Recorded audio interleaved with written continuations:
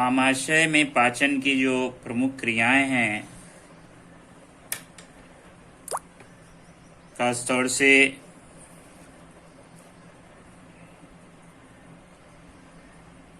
Protein का पाचन, protein पर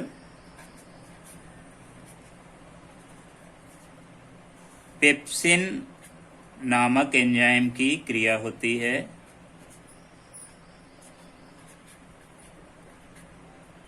जो निष्क्रिय अवस्था में पेप्सिनोजन के रूप में आमाशय में होता है, और जब उसमें HCl मिल जाता है तब वो सक्रिय पेप्सिन रूप में बदल जाता है। तो प्रोटीन पर पेप्सिन की क्रिया होती है, और सरल रूप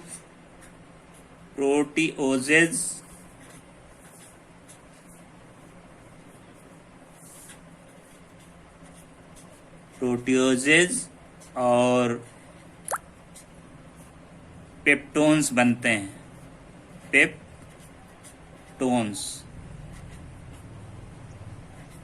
ये प्रोटीन के सरल रूप हैं। जैसा कि आप जानते हैं कि पाचन क्रिया में जटिल भोज्य पदार्थ सरल भोज्य पदार्थों में बदल जाता है। वसा का भी पाचन होता है आमाशय में जेठर लाइपेज के द्वारा। वसा पर क्रिया होती है लाइपेज की। लाइपेज एंजाइम की क्रिया होती है, और वसा परिवर्तित हो जाती है ट्राइग्लिसराइड्स में। ट्राइग्लिसराइड्स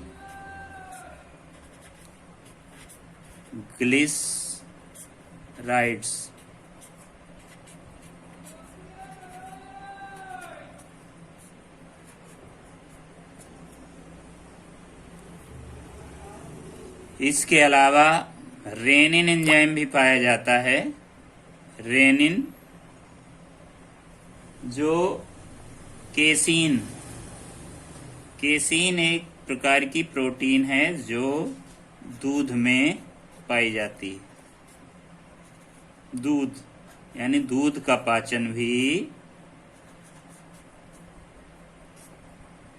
आमाशय में होता है।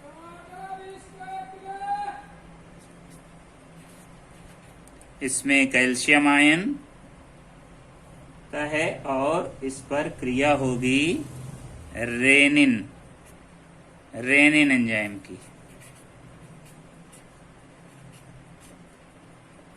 रेनिन इसको बदल देता है दूध को दही में, जिसे कैल्शियम पैरा कैशिनेट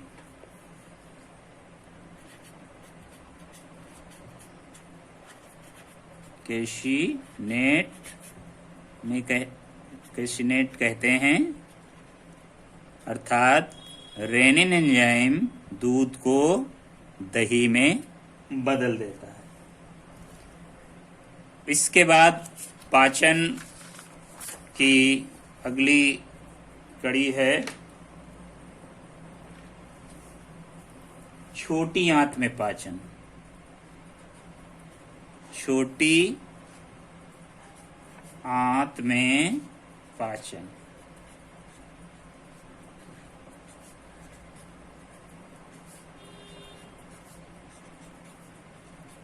छोटी आंत जैसे कि आप जानते हैं लगभग 6 मीटर यानी 6 मीटर लंबी होती है, और इसमें विभिन्न पाचक क्रियाएं होती हैं।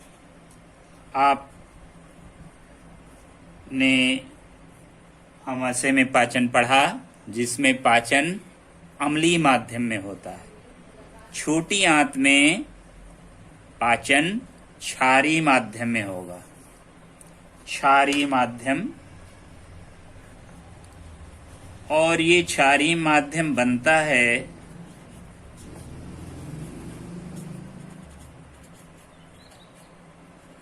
छोटी आंत में पित्त रस के मिलने से। पित्त रस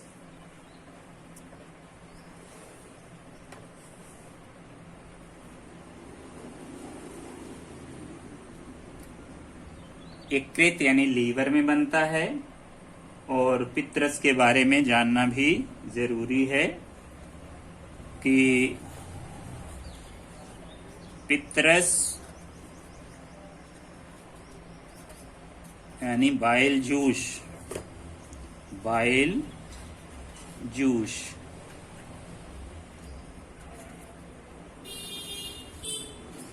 ये लीवर में बनता है और पित्ताशय में इकट्ठा होता है, पित्ताशय में इकट्ठा होता है।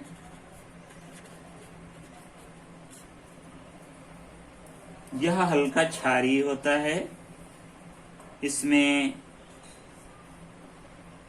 अधिकतर जल होता है, लगभग 92%, 6% पित्त लवण होते हैं, और अल्प मात्रा में पित्त वर्णक यानी बाइल पिगमेंट्स, कोलेस्ट्रॉल और वसी अम्ल आदि होते हैं। पित्तरस वसा का इमल्सीकरण करता है, वसा का इमल्सीकरण। वसा में पित्तरस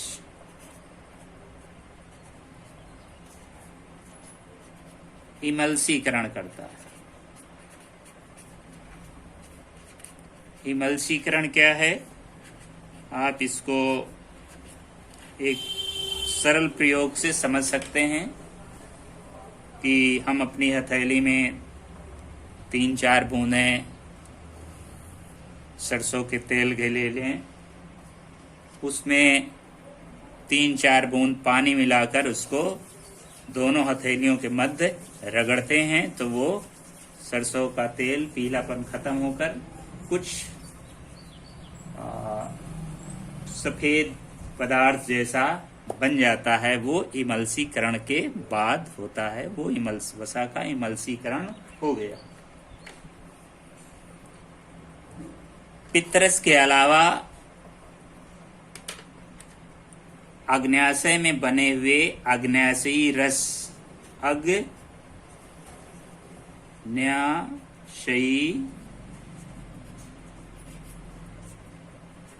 रस भी सामान्य पित्तनली के द्वारा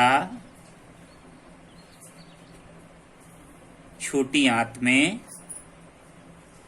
मिल जाते हैं।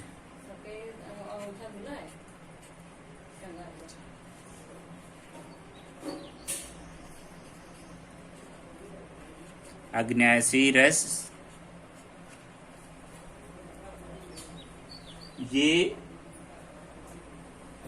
अग्न्याशय में बनते हैं, ये पूर्ण पाचक रस होता है। इसके अलावा इसमें इंसुलिन और ग्लूकागॉन हार्मोन्स भी बनते हैं अग्न्याशय में, जिनके बारे में आप आगे पढ़ेंगे। अग्न्याशयी रस भी क्षारीय होता है, क्षारीय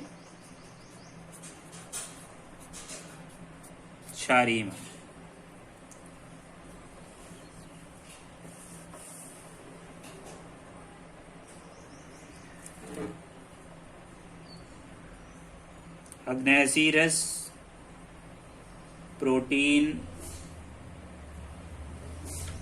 कार्बोहाइड्रेट, वसा, न्यूक्लिक अम्ल आदि का पाचन करता है। अग्न्याशयी रस में खास तौर से ट्रिप्सिन, एमाइलेज, लाइपेज व न्यूक्लिएज होते हैं। उनका पाचन, उनके द्वारा विभिन्न भोज्य पदार्थों का पाचन होता है। जैसे प्रोटीन पर क्रिया होती है ट्रिप्सिन की, ट्रिप्सिन एंजाइम की क्रिया होती है और उससे पेप्टोन्स और पॉलीपेप्टाइड बन जाते हैं जो प्रोटीन के सरल रूप हैं।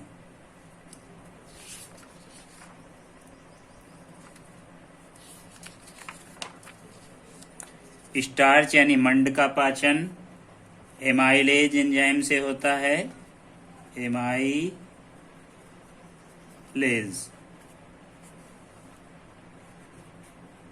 और सरल भोज्य पदार्थ माल्टोज बन जाता है। जो वसा इमल्सीकृत हुई थी पित्रस के द्वारा, उसका पाचन, इमल्सीकृत वसा का पाचन लाइपेज नामक एंजाइम से होता है, लाइपेज। और दो पदार्थ बनते हैं, वसीय अम्ल और ग्लिसरॉल। ये वसा के सरल रूप हैं। हम न्यूक्लिक अम्ल से परिचित हैं, दो प्रकार के होते हैं, डीएनए और आरएनए। डीएनए अर्थात डीऑक्सी राइबो न्यूक्लिक एसिड और RNA ribo nucleic acid. DNA पर क्रिया होती है डीऑक्सी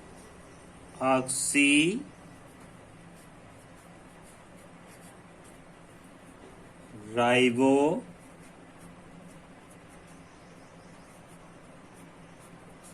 न्यूक्लिएजेज,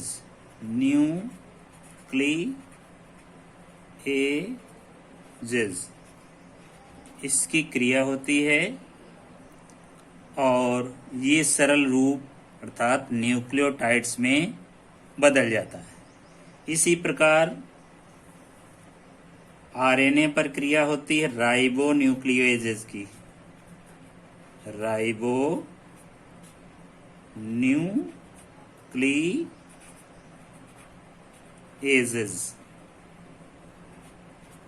की क्रिया से आरएनए न्यूक्लियोटाइड में बदल जाता है। अब क्षुद्रांत की ग्रंथियों से आंतरी रस निकलता है जो क्षारीय होता है। ये भी विभिन्न भोज्य पदार्थों का जो अब तक पाचन हुआ है, कुछ सरल रूप में भोज्य पदार्थ बदले हैं, जैसे प्रोटीन पॉलीपेप्टाइड में बदल गई थी। अब इस पर क्रिया होगी और अंतिम रूप से भोजन सरल भोज्य पदार्थों में बदल जाएगा। प्रोटीन पर क्रिया यानी प्रोटीन जो पॉलीपेप्टाइड के रूप में होता है, इस पर क्रिया होती है इरेप्सिन नामक एंजाइम की, इरेप्सिन।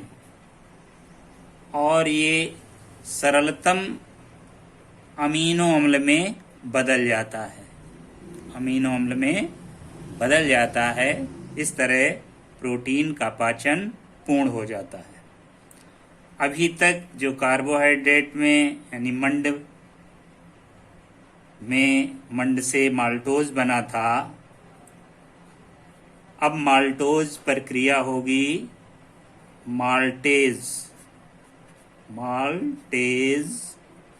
नामक एंजाइम की, और ये इसको ग्लूकोज में बदल देगा। इसी प्रकार लैक्टोज पर क्रिया होगी लैक्टेज एंजाइम की, और ये ग्लूकोज तथा गैलेक्टोज में बदल जाएगा। ये सरलतम भोज्य पदार्थ हैं। इसी प्रकार सुक्रोज पर क्रिया होगी सुक्रेज नामक एंजाइम की।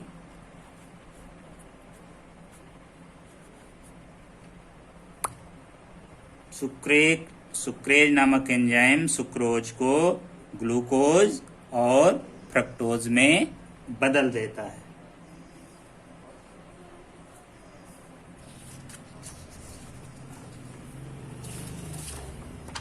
इसी प्रकार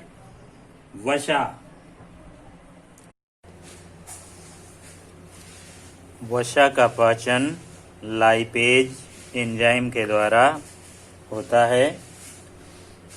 लाइपेज वसा को वसीय अम्ल और ग्लिसरॉल में बदल देता है, जो वसा के सरलतम रूप हैं।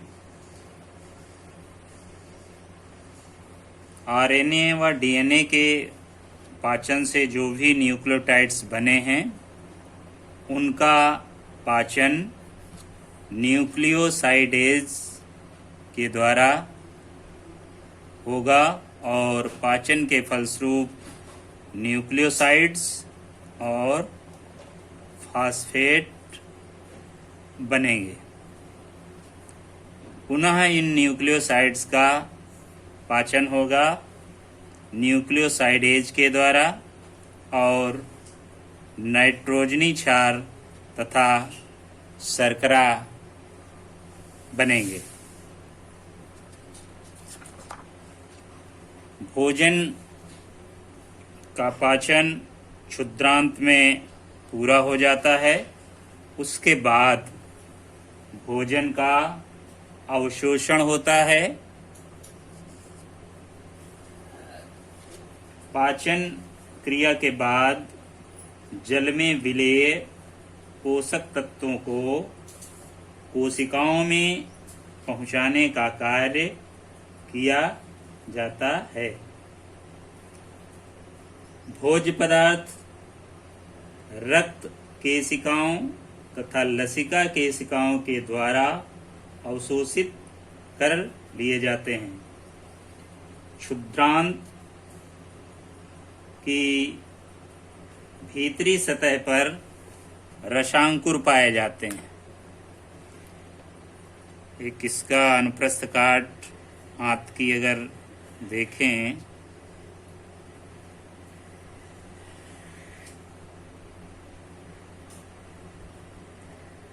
तो अंदर की तरफ रसांकुर पाए जाते हैं, उंगली जैसी रचनाएं हाथ की भीतरी दीवार के द्वारा बनते हैं। इन्हीं रसांकुर के द्वारा भोजन का अवशोषण होता है।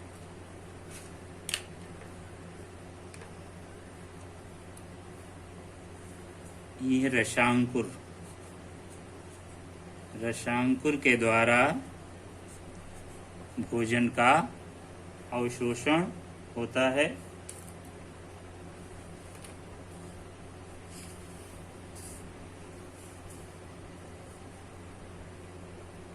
रसांकुर में रक्त तथा लसिका कोशिकाओं का जाल बिछा होता है।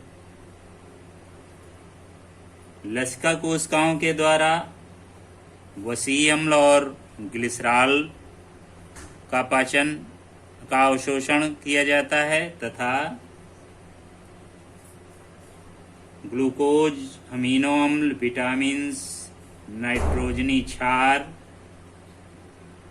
खनिज लवण तथा जल आदि का अवशोषण रक्त केशिकाओं के द्वारा होता है। इसके बाद अगला स्टेप है स्वांगीकरण। पचे हुए भोजन के कोशिका के जीव द्रव्य में पहुंचने के बाद इन पोषक तत्वों को जीव द्रव्य में विलीन होने की क्रिया को श्वांगीकरण कहते हैं।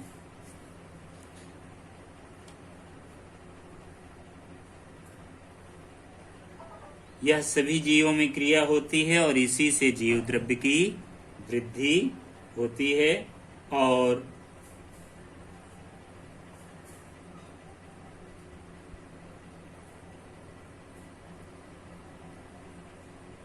ऊर्जा के उत्पादन हेतु ग्लूकोज काम में आता है